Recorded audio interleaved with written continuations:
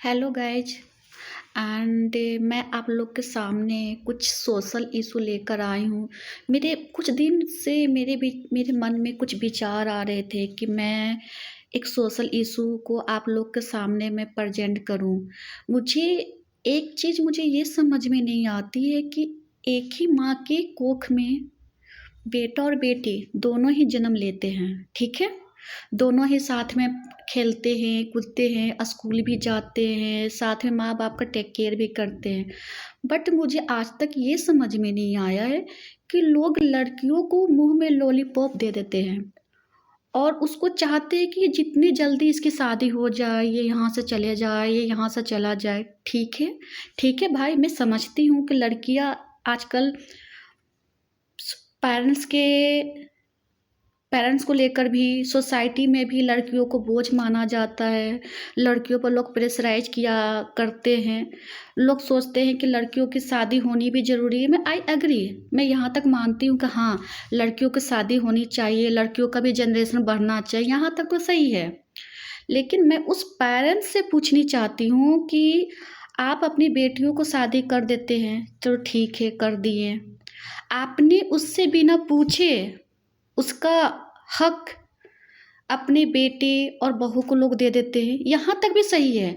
और लड़कियाँ अपना हक भी खुशी-खुशी अपने भाई को दे देते हैं ताकि हमारे जो भाई हैं, उनके जो जनरेशन आए, वो खुश रहे, हैप्पी रहे।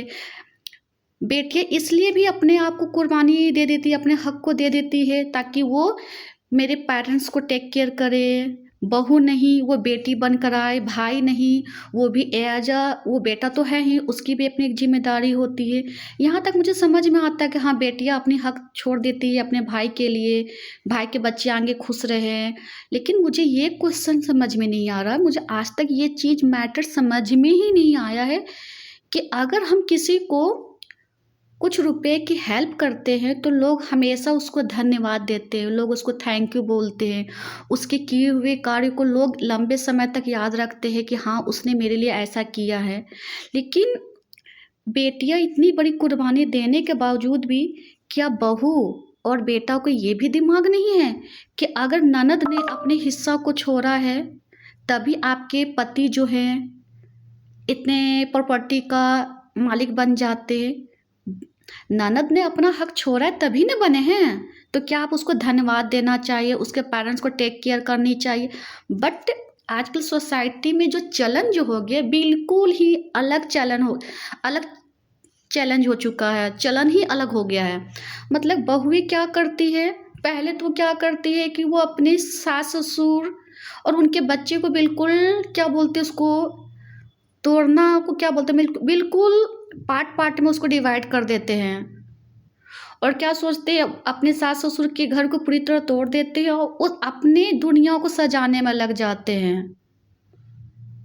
तो क्या ये कहाँ तक सही है? ननद ने बेटी ने अपना हक छोड़ा भाई के लिए, भाई के बच्चों के लिए। लेकिन आपकी एज अ भाभी होने के नाते, एज अ भाई होने के नाते आपकी क्या जिम्मेदारी बनती है कि अपने ही सास ससुर के परिवार को तोड़ देना, उनके बच्चे को बिल्कुल ही अलग कर देना, उसको बिल्कुल लाइफ को बिल्कुल स्पॉइल कर देना, अपनी सिर्फ खुशियाँ देखना। क्या हम इंसान और जानवर में क्या फ़र्क हुआ? क्या हम सिर्फ अपनी खुशियाँ देखें?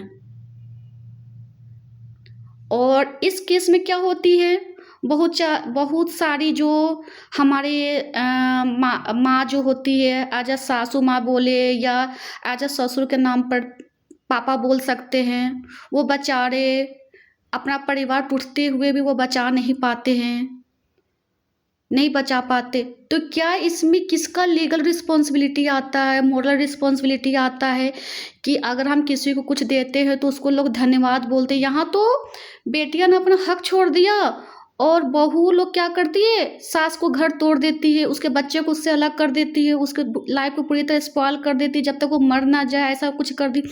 क्या ये कहाँ तक न्याय है, ये कहाँ तक जस्टिस है? मैं ये सारे लोग से पूछना चाह रही हूँ, इस सोसाइटी से पूछना चाह रही हूँ। ऐसा नहीं है कि मैं कोई पर्सनल किसी पर ये टिप्पणी दे रही हूँ, मैं एज अ सोसाइटी में जो हो रहा है मैं उस पर बोलने आई हूँ।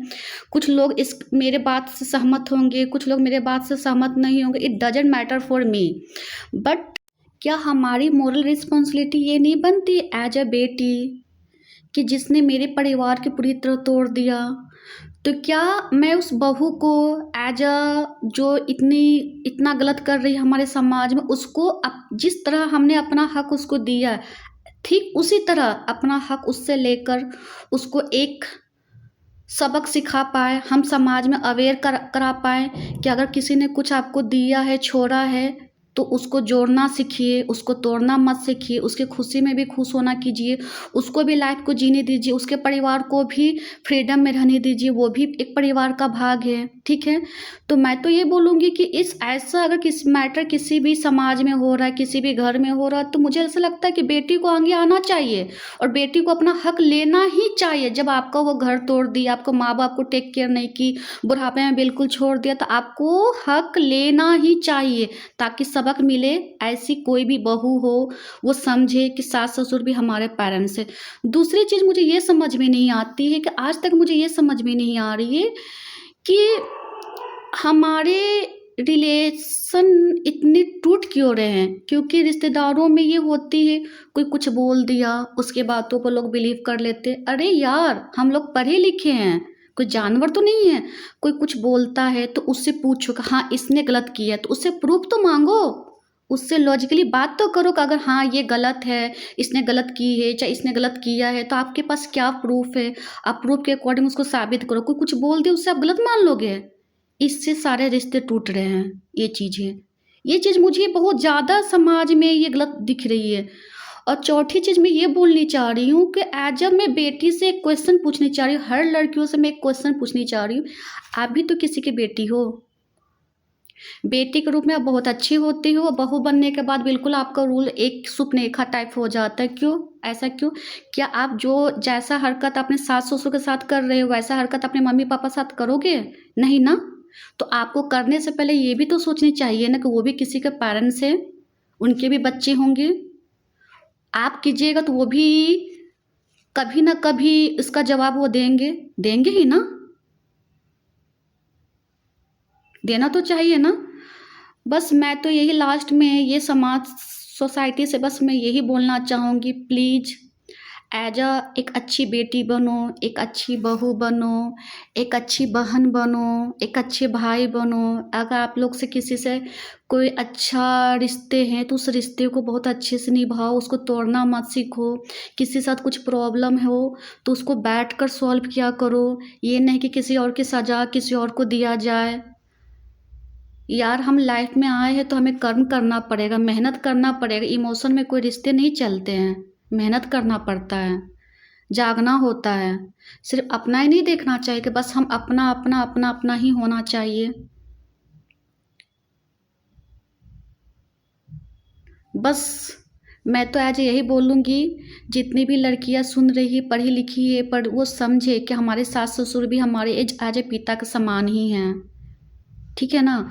वो भी किसी के पापा हैं, उनके भी बच्चे, उनको भी जीने दे फ्रीडम से। और हम एज ए बहू बेटा भी अपनी लाइफ फ्रीडम से जिए ना। उसके लाइफ में कोई उसके घर भी आप ना तोड़ो, सास ससुर का भी घर ना तोड़ो, और अपना घर भी आप अच्छे से बसाओ, मेहनत करो। ये नहीं कि दूसरे को देखकर सिर्फ जेलसी करे। सामने वाला ने मेहनत किया है, कोई बैठे बैठे उसको नहीं मिल गया है।